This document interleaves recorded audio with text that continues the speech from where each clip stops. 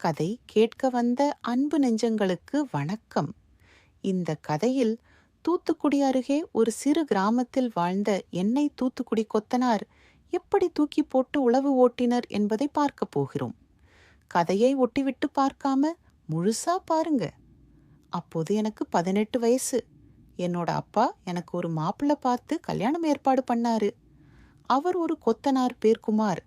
எனக்கு அவர் பிடிக்கல. நான் என் மாமா பையன் சிவாவை காதலிச்சிட்டு இருந்தேன்.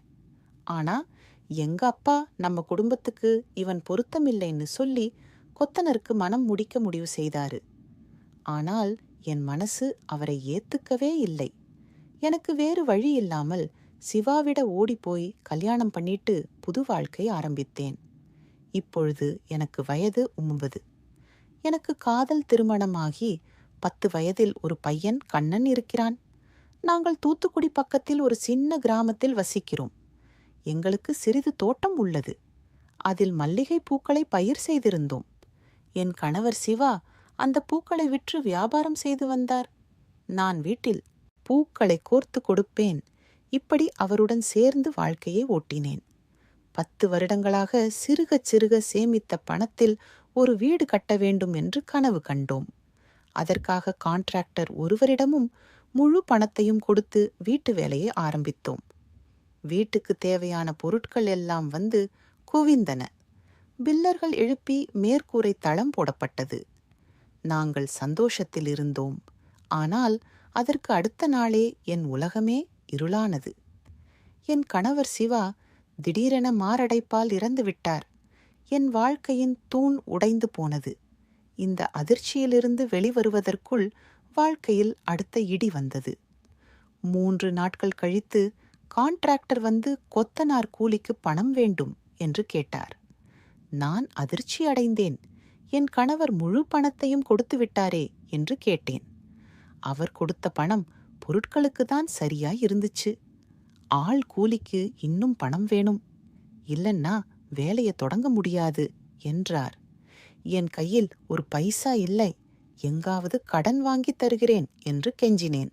ஆனால் பணம் வந்த பிறகு போன் பண்ணு என்று சொல்லிட்டு கிளம்பிவிட்டார். வீடு பாதியில் கட்டப்பட்டு பாதி சுவர்கள் மட்டும் எழுப்பியிருந்தது. நானும் கண்ணனும் என் சேலையை திரையாக கட்டி அதற்குள் குடியிருந்தோம். வாழ்க்கையை ஓட்ட நானும் பூக்களை விற்க ஊரூராக சுத்த ஆரம்பித்தேன். ஒரு நாள் பேருந்தில் வீடு திரும்பும் போது இடம் கிடைக்கவில்லை. ஒரே ஒரு இருக்கையில் ஒரு கட்டிட வேலை செய்யும் ஆள் உட்கார்ந்திருந்தார். என்னை பார்த்து உட்காருங்க என்றார். கால்வலியில் உட்கார்ந்தேன். அவர் போனில் யாரிடமோ பேசிக்கொண்டிருந்தார். நாளைக்கு வேலைக்கு வரமாட்டேன். 2 சித்தாள் வச்சு வேலையை எப்படி முடிக்கிறது என்று வாக்குவாதம் செய்தார். பேச்சை கேட்டால் அவர் ஒரு கொத்தனாராக இருக்க வேண்டும் அப்படியென்று தோன்றியது. பேச்சு முடிந்ததும், நீங்க கொத்தனாரா என்று கேட்டேன். ஆமாங்க, ஏன் கேட்குறீங்க? உட்கார்ந்து வர சங்கடமா இருக்கா என்றார். அதெல்லாம் இல்லைங்க, நானும் பூவித்துதான் புழப்பை நடத்துறேன். எங்க வீடு பாதியில நிக்குது. கொத்தனார் இல்லாம வேலை நின்னு போச்சு. நீங்க வந்து பார்த்து முடிக்க எவ்வளவு ஆகும் என்று சொன்னால் மாதா மாதம் சம்பளத்திலிருந்து கொஞ்சம் கொஞ்சமாக கட்டிவிடுவேன் என்றேன்.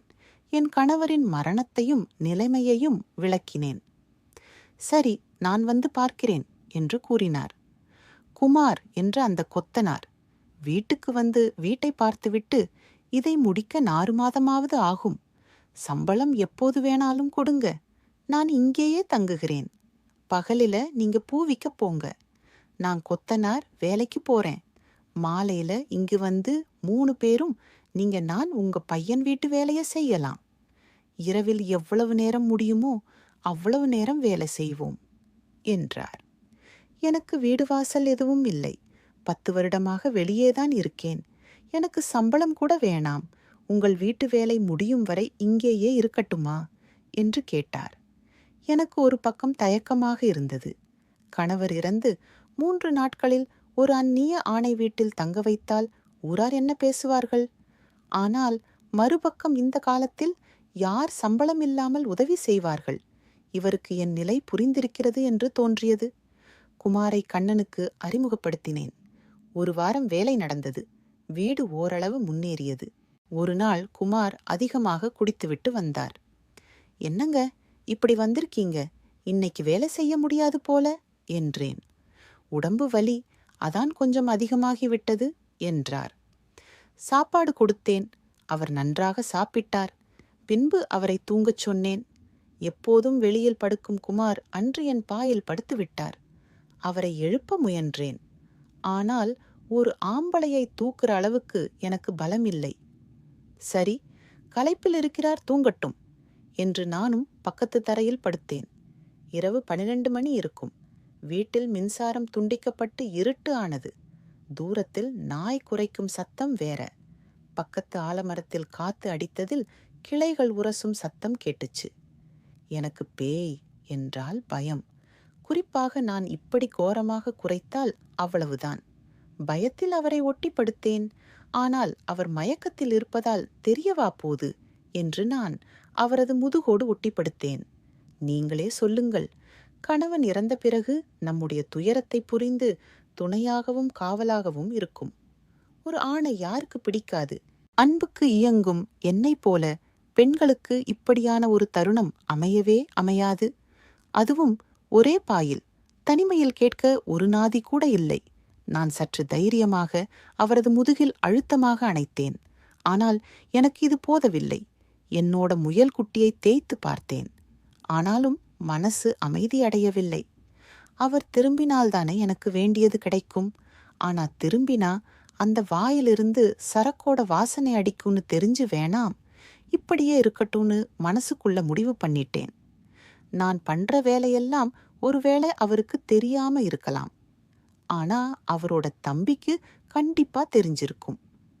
அவன் இந்த நேரத்துல யாரோ நம்மள பார்க்க ஆசைப்படுறாங்கன்னு கண்டுபிடிச்சிருப்பான்.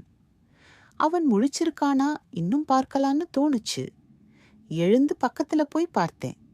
எந்த அறிகுறியும் இல்ல. ஒருவேளை அவர் அந்த பக்கமா படுத்து இருக்கிறதால உள்ள சுருட்டி வச்சிருப்பாரோ. இங்கதானே இருக்க போறாரு. எப்ப வேணா பாத்துக்கலான்னு நினைச்சு மறுபடி கண்ணை மூடி தூங்க ஆரம்பிச்சேன். 4 மணிக்கு திடீர்னு கரண்ட் வந்தது. முழிப்பு வந்து எழுந்து உட்கார்ந்தேன். திரும்பி அவரை பார்த்தேன். அவர் லுங்கியை எடுத்து முகத்தில போர்த்தி படுத்திருந்தாரு. அதிகாலை நேரம், வேற எல்லாருக்கும் ஒரு மாதிரி விரைப்பு இருக்குமே, அப்படித்தான் அவருக்கும் இருந்தது. திடீர்னு எங்க கட்டிடத்தோட நடுவுல ஒரு பில்லர் நிக்கிற மாதிரி தோணுச்சு. 4 பக்கத்தில் இருக்கிற பில்லர்களையும் பார்த்தேன். நடுவுல இருக்கிற அந்த கொத்தனார் பில்லரையும் பார்த்தேன். என்னடா இது, இந்த 4 பில்லருக்கும் டப் கொடுக்கிற மாதிரி இந்த 5வது பில்லர் இப்படி நிக்குதே. எனக்கே ஆச்சரியமா இருந்தது. பாவம், இவருக்கு இன்னும் கல்யாணம் ஆகல. ஏன் இப்படி தனிமரமா இருக்காருன்னு தெரியல. என் புருஷன் செத்து 10 நாள் தான் ஆகுது. எனக்கே தாகமா இருக்கு. இவர் மாதிரி ஆளுங்களுக்கு எப்படி இருக்கும்? காசா பணாமா? நாளைக்கு மண்ணுக்குள்ள போற உடம்பு தானே. இந்த வயசுலயும் கல்யாணம் பண்ணிக்காம ஏதோ ஒரு விரக்தியில இப்படி தனியா இருக்காரு. ஆனா நமக்காக எவ்வளவோ செய்றாரு. நாம இவருக்கு ஏதாவது செய்யணும்னு தோணுச்சு. நான் அந்த கொத்தனார் கட்டி எழுப்பின 5வது பில்லரை தொட்டு பார்க்க முயற்சி பண்ணேன். அப்போ என் கணவர் படத்துல இருந்த பூ கீழே விழுந்தது. நான் தள்ளி படுத்து மனசுக்குள்ள ஒரு குழப்பத்தோட தூங்க ஆரம்பிச்சேன். விடியற காலையில கொத்தனார் எழுந்து உட்கார்ந்தாரு. ஏங்க, என்ன ஆச்சு? நான் உங்க கூட படுத்திருக்கேன். ஏதாவது தொந்தரவு பண்ணிட்டேனான்னு கேட்டாரு. நான் ஒரு நிமிஷம் தயங்கி பதில் சொன்னேன். இல்லைங்க, ஒரு பாயில என் பையன் தூங்குறான். மீதி இருக்கிறது இந்த ஒரு பாய் மட்டும்தான். அதுல நீங்க படுத்திருக்கீங்க. பாய் இல்லாம படுத்தா கல்லு குத்துது. அதான் என்ன பண்றதுன்னு தெரியாம உங்க பின்னாடி ஒண்டிக்கிட்டு படுத்து தூங்கிட்டேன்னு சொன்னேன். சரி, இனி வெளியில படுக்கிறேன், மன்னிச்சுக்கோங்க என்றார். அன்று மாலை வேலை முடிந்து வந்தவுடனே பூ வாங்கி வந்தேன். குமார் ஆச்சரியமாக பார்த்தார். இரவு வீட்டு வேலையை மும்முரமாக செய்தோம். நீங்க இன்னும் ஏன் கல்யாணம் செய்யவில்லை? இந்த வயதிலே தனியாக இருப்பது கஷ்டமில்லையா என்று கேட்டேன். அவர் மழுப்பினார். பொய் சொல்லாதீங்க. நான் அதை நேத்து நைட்டு உங்க தீப்பந்தம் எப்படி கொழுந்துவிட்டு எரிஞ்சதுன்னு பார்த்தேனே என்று கிண்டலாக சொன்னேன். ஐயோ, சாரிங்க, தெரியாமல் உள்ள தூங்கிவிட்டேன். இனி அப்படி செய்ய மாட்டேன் என்றார்.